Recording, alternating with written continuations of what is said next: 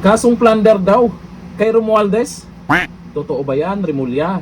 Seryoso ka na ba? Kasi kung mapakulong nyo talaga si Tamba, ang reaksyon ng mga tao niyan, baka kayo ay palakpakan.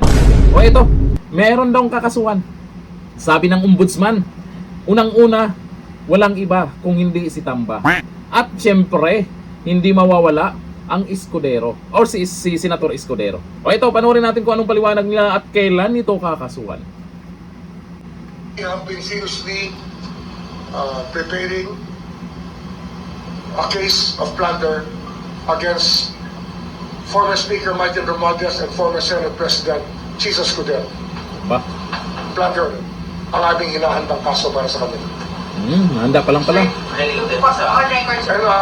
as a conspiracy, with the element of conspiracy involved in the preparation of the complaint. Well, within the month of May, we're just tying up many things that have to be there for us to make a case out of it. Pero the Senate President, the former Senate President and the former Speaker will be subjected to a case of plunder very soon.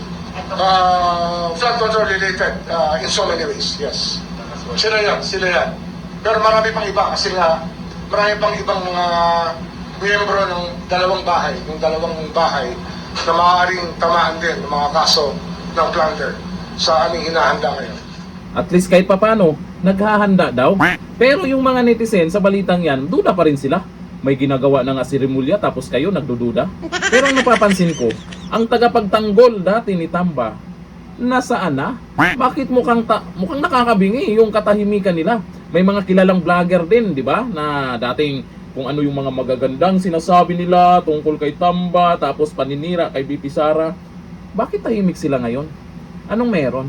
Kasi sa balitang yan, maganda yan, good news po yan. Pero pag si Ombudsman Remulla kasi ang nagsalita, di ko lang alam bakit ganito ang reaksyon ng mga netizens ha. Ito yung mga komento nila ha.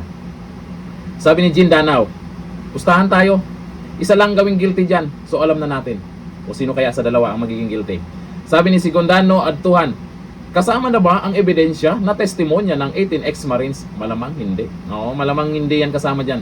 Sabi ni Marvin Bunyag Pantua, baka kunwari lang yan. O, sabi baka lang daw ha. Sabi ni Abelino Rian Sares Minya, maniwala kami sa iyo, Boying Remulla. Kung makukulong si Romualdez, yun, 100% kas sa amin. Yan po yung, kumbaga, resulta ang hinahanap po natin. Hindi yung kung ano lang yung pinagyayaw-yaw nila, maging kontento na tayo. Resulta ang hinahanap ng mga tao. Kung maipakulong talaga nila itong si Tamba, magbago siguro ang tingin ng mga tao sa kanila. Kasi siyempre isipin nila, uy, ito, ibig sabihin na ito, wala talagang kinakampihan. Hindi talaga pagkukunwari lang. Talagang mananagot ang dapat managot dyan. Yung ebidensya ba ay mabigat ba? Yun ang tanong dyan. Hanggang saan papunta ang kasong yan? Kung talagang kakasuhan na kasi, wala pa eh. Naghahanda pa lang daw. Opo, naghahanda pa lang. Ang tanong, ano ang magiging resulta? Hanggang dito na lang. Thank you. Bye-bye.